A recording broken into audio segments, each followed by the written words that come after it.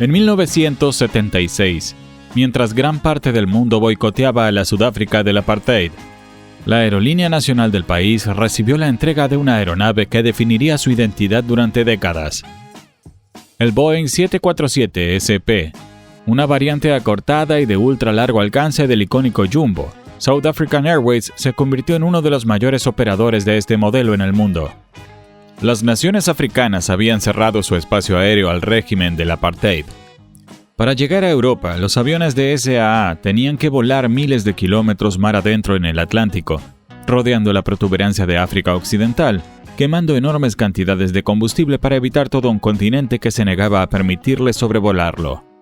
El 747 SP podía hacerlo, despojado de peso, con alcance extendido, construido específicamente para la imposibilidad de volar, esquivando la hostilidad política. Durante casi 5 décadas desde entonces, la aviación africana ha aceptado una verdad dolorosa. La geografía, la política y la economía conspiran contra las aerolíneas de bandera africanas de maneras que simplemente no se aplican en otros lugares. En 2025, South African Airways anunció un retorno a la rentabilidad. 155 millones de rands en ganancias netas sobre ingresos de aproximadamente 8.800 millones de rands. Un giro radical, un símbolo nacional restaurado. SAA opera ahora aproximadamente 20 aeronaves. Ha perdido franjas horarias en London Heathrow. Tiene presencia cero en Hong Kong, Nueva York o la mayor parte de la red que alguna vez la definió. Sin embargo, analistas de aviación sudafricanos, ministros del gobierno y aerolíneas africanas competidoras están observando la reconstrucción de SAA con intenso interés, porque el colapso de SAA no solo cerró rutas, reescribió las reglas de la aviación africana. Entonces, ¿cómo puede una aerolínea con dinero, geografía, historia, demanda y toda una economía desarrollada detrás perder su imperio? Para entender por qué colapsó SAA, debemos entender por qué este colapso se consideró imposible durante tanto tiempo.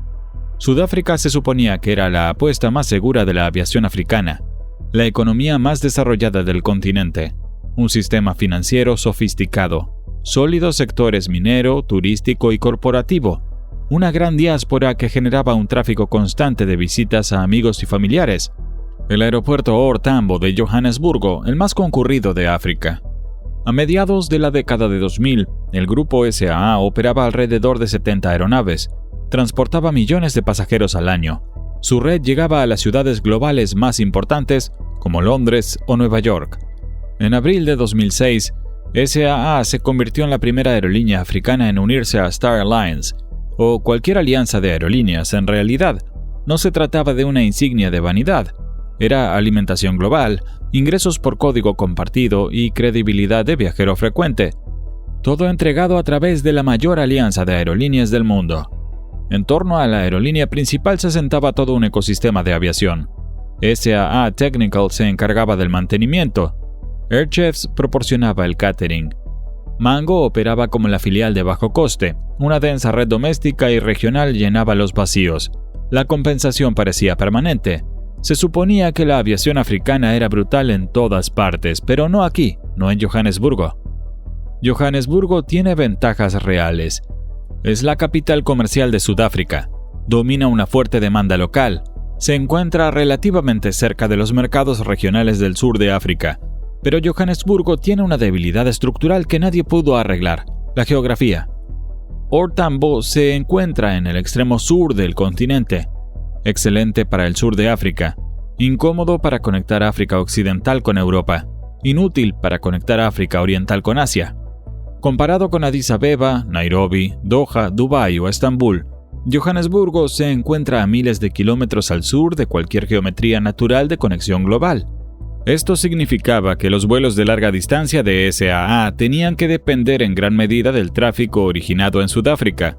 No flujos de transferencia, no pasajeros en conexión, demanda local real dispuesta a pagar tarifas reales. Eso funcionó mientras SAA no tenía competencia. En el momento en el que las aerolíneas extranjeras llegaron con fuerza, el modelo se volvió insostenible. Luego, a finales de la década de 2000, llegaron las aerolíneas del Golfo con una capacidad abrumadora. Antes del conflicto en Irán, Emirates operaba 49 vuelos semanales a Sudáfrica. Qatar Airways tenía 35 vuelos semanales repartidos entre Johannesburgo, Ciudad del Cabo y Durban, vía Maputo. Turkish Airlines siempre tuvo a Estambul como un poderoso conector europeo desde Sudáfrica.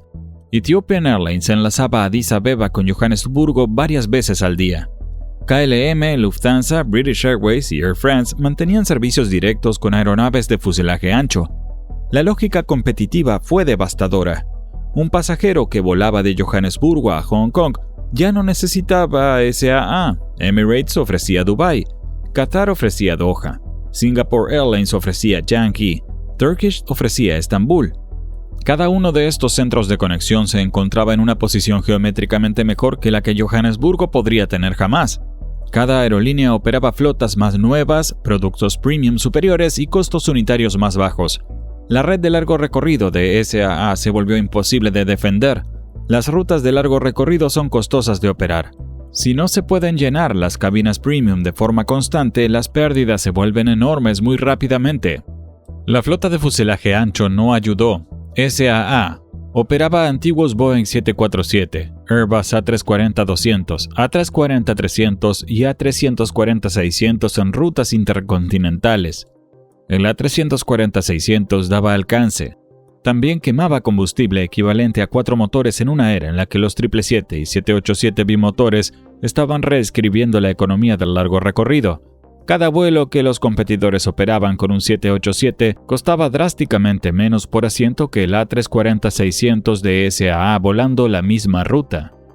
Mientras SAA sangraba en las rutas de largo recorrido, también cedía su posición protegida en el mercado doméstico. Sudáfrica desarrolló uno de los mercados de aviación doméstica más competitivos de África. Comair operó vuelos con la marca British Airways junto con su marca de bajo costo Kulula, hasta su colapso en junio de 2022. FlySafair entró y creció de forma agresiva. Airlink construyó un dominio regional. FlySafair se hizo con una gran cuota de la capacidad de asientos del mercado doméstico sudafricano. Al operar una flota estandarizada de Boeing 737, aumentó sus vuelos semanales y los asientos salientes en el mercado, desplazando a SAA. Airlink, que en su día fue una franquicia alimentadora que operaba bajo la marca de SAA, se independizó y se convirtió en la mayor aerolínea de propiedad privada de África, con una flota de jets Embraer que cubre rutas regionales de baja densidad que SAA nunca pudo volar de forma rentable. La propia filial de bajo costo de SAA, Mango, contraatacó en el ámbito doméstico, pero Mango competía también con la operación principal de SAA, canibalizando tarifas y complicando la estructura del grupo. El cerco estaba ahora completo. Aerolíneas globales de servicio completo atacando el largo recorrido. Competidores de bajo costo y estructura ligera atacando el mercado doméstico. SAA quedó atrapada en el medio, con los costos más altos y la menor flexibilidad. Pero la competencia por sí sola no explica un colapso tan grave. Otras aerolíneas enfrentaron presiones similares y sobrevivieron. SAA fracasó porque en realidad no se gestionaba como una aerolínea. Las aerolíneas necesitaban una disciplina de costos brutal. Los gobiernos suelen querer empleos, orgullo nacional, cobertura de rutas y control político. En la aviación esa brecha puede consumir miles de millones. Entre 2010 y 2020, SAA tuvo casi una docena de directores ejecutivos, la mayoría en calidad de interinos, junto a múltiples ministros responsables de la aerolínea. La continuidad estratégica colapsó.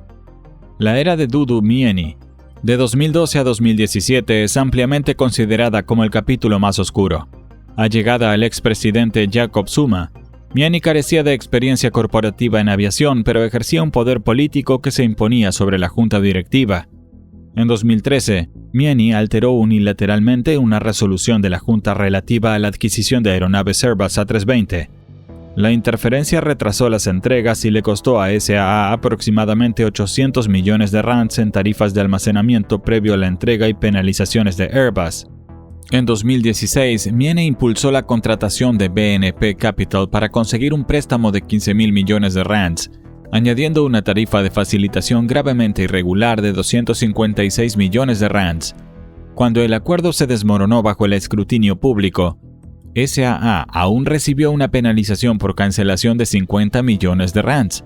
revirtió ilegalmente una licitación de catering de 85 millones de rands adjudicada a un oferente respaldado por Alemania, restaurando a la subsidiaria de bajo rendimiento Air Chefs en violación de las normas de adquisición.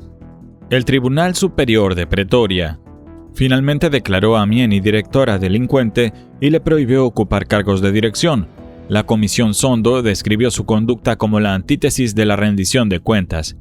SAA continuó acumulando pérdidas en la década de 2010. Los contribuyentes tuvieron que pagar la cuenta. En diciembre de 2019, South African Airways entró en rescate empresarial. Insolvente, incapaz de cumplir con sus obligaciones, incapaz de financiar sus operaciones. Entonces llegó el COVID. La aerolínea quedó completamente paralizada. A finales de 2020, los practicantes de rescate empresarial emitieron notificaciones de la sección 189, dirigidas a casi la totalidad de la plantilla, compuesta por aproximadamente 4.700 empleados. Los sindicatos contraatacaron. NUMSA y la Asociación Sudafricana de Tripulantes de Cabina llevaron a los practicantes de rescate empresarial ante el Tribunal Laboral. Los paquetes de indemnización fueron brutales. 1 mes de pago por preaviso, 1 semana de salario por cada año de servicio, sujeto a la venta de activos. Miles de pilotos, tripulantes de cabina e ingenieros cualificados perdieron sus medios de vida o se vieron obligados a tomar licencias sin sueldo. SAA relanzó sus operaciones en septiembre de 2021 con un puñado de aeronaves y una fracción de su red anterior. El relanzamiento fue casi como el de una nueva aerolínea operando bajo una marca antigua. El consorcio Takatso supuestamente iba a salvar la situación, una participación privada del 51%, una inyección de capital de 3.000 millones de rands, un precio de transacción que los críticos calificaron de escandaloso, dado que el gobierno había absorbido 15.000 millones de rands en deuda histórica para hacer atractiva a SAA. Tras 3 años de negociaciones secretas, el acuerdo con Takatso se derrumbó en marzo de 2024. SAA volvió a ser propiedad totalmente estatal. La importancia del colapso de SAA no tiene que ver con la corrupción, ni realmente con la competencia. Tiene que ver con lo que ocurre cuando todo un país acepta que su aerolínea de bandera ya no necesita ser su estrategia de aviación. Verás, el mercado sudafricano no se derrumbó cuando lo hizo SAA, se hizo más grande. Airlink se expandió hasta lograr el dominio regional. FlySafair acaparó la capacidad doméstica con docenas de Boeing 737. Las aerolíneas internacionales añadieron frecuencias para llenar el vacío. Los precios de los boletos domésticos sí se dispararon inicialmente, pero el mercado se adaptó. FlySafair creció. Surgió Lyft, la aerolínea.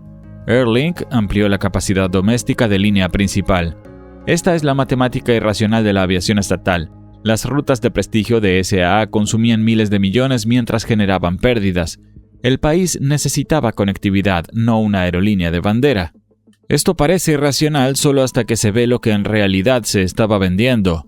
SAA no vendía transporte aéreo, vendía simbolismo nacional. Una bandera en Londres, una bandera en Nueva York, una bandera en Hong Kong, evidencia de que Sudáfrica pertenecía al grupo de las naciones que volaban su propio metal hacia las capitales globales.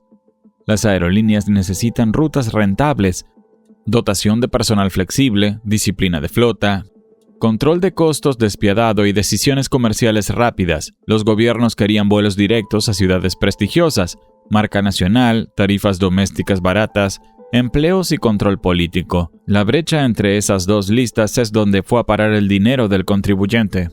La comparación más dolorosa es Ethiopian Airlines. Ethiopian también es de propiedad estatal, pero ha sido gestionada con una disciplina comercial despiadada. Addis Abeba aprovecha la geografía centroafricana para actuar como un enorme centro de conexiones en África. Ethiopian opera más de 140 aeronaves de pasajeros junto con una gran flota dedicada de carga. Ha invertido fuertemente en mantenimiento, formación, carga, catering, asistencia en tierra y asociaciones con aerolíneas africanas más pequeñas, incluidas ASKI en Togo y Malawi Airlines. Ethiopian no es solo una aerolínea, es una estrategia industrial de aviación. El contraste es brutal. SAA tenía un mercado interno rico, finanzas sofisticadas, un turismo maduro y demanda corporativa. Se derrumbó. Ethiopian tenía un mercado interno más pobre, un país sin salida al mar y volatilidad política. Construyó la maquinaria de aviación más exitosa de África. Kenya Airways cuenta una tercera historia. Nairobi tiene una excelente geografía de África Oriental. Kenia ofrece turismo, tráfico de ONG, demanda empresarial y flujos de carga. Pero Kenya Airways se declaró insolvente en 2018 y necesitó apoyo estatal. En 2024 registró su primer beneficio antes de impuestos desde 2013, impulsado significativamente por las ganancias cambiarias. Luego en 2025 volvió a caer en una importante pérdida antes de impuestos tras una reducción de capacidad, en parte porque 3 Boeing 787 quedaron temporalmente en tierra en medio de los problemas globales de la cadena de suministro. Unos pocos aviones de fuselaje ancho en tierra pueden arruinar las cifras cuando los márgenes son tan ajustados. La mayoría de las aerolíneas de bandera africanas no pueden escapar fácilmente de esta gravedad. La exposición cambiaria representa la primera barrera. Las aerolíneas africanas suelen generar ingresos en monedas locales más débiles, pero pagan costos importantes en dólares estadounidenses. Los arrendamientos de aeronaves, los repuestos, el mantenimiento, los seguros y el combustible están vinculados al dólar. Cuando la moneda local se debilita, la base de costos empeora al instante. Los impuestos y las tasas representan otra barrera. En muchos casos, volar entre dos países africanos cuesta más que volar de África a Europa. La fragmentación regulatoria hace imposible optimizar las redes. El continente cuenta con más de 50 países, cada uno con diferentes acuerdos bilaterales, normas de visado y prioridades políticas. El Mercado Único Africano de Transporte Aéreo, un proyecto de la Unión Africana destinado a liberalizar el continente, ha tenido una implementación lenta. Las oportunidades de carga requieren infraestructura. SAA nunca desarrolló la carga como un contrapeso estratégico. Los márgenes son devastadores. Incluso las aerolíneas africanas rentables están a un choque cambiario, una aeronave en tierra o un alza del combustible de distancia del desastre. Sin embargo, todo estratega de aviación africano debe ahora tener en cuenta lo que demostró el colapso de SAA. La suposición de que una aerolínea de bandera es esencial para una estrategia nacional de aviación ya no es absoluta. Sudáfrica perdió el imperio de SAA. La aviación sudafricana continuó. La suposición de que las rutas prestigiosas de larga distancia son el ancla de la conectividad nacional es ahora vulnerable. Londres, Nueva York y Hong Kong son operadas por aerolíneas extranjeras. El país sigue funcionando. La competencia entre centros de conexión se ha acelerado. TAG Angola se está modernizando con Boeing 787 y Airbus A220, convirtiendo el nuevo aeropuerto internacional Dr. Antonio Agostinho Neto de Luanda en un potencial centro atlántico que conecta Portugal, Brasil, África Austral y China. RwandAir persigue el modelo de centro de conexión de país pequeño desde Kigali, con Qatar Airways involucrada en la estrategia de aviación de Ruanda y en el nuevo proyecto del aeropuerto de Bugesera. Royal Air Maroc aprovecha la posición de Casablanca entre África, Europa y las Américas. Etiopía ha comenzado la construcción de un enorme nuevo aeropuerto cerca de Bishoftu, con un costo reportado de $12.500 millones y planes para una capacidad eventual de 110 millones de pasajeros anuales.